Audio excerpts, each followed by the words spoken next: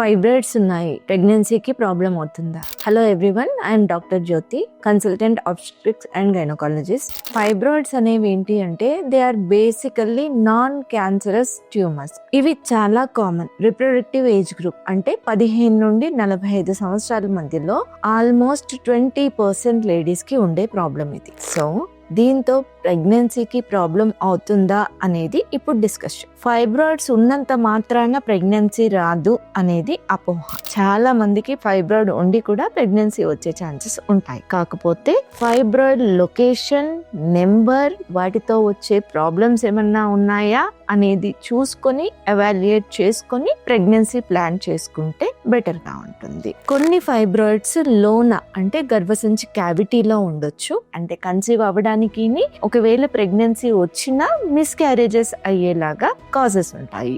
So మీకు fibroids ఉన్నాయని తెలిసినా లేదు ప్రెగ్నెన్సీ లేట్ అవుతున్నా మీ దగ్గర ఉన్న గైనకాలజిస్ట్ ని కన్సల్ట్ అవ్వండి. ఫర్దర్ గా డీటెయిల్డ్ గా ఎవాల్యుయేషన్ చేసుకోండి. Thank you.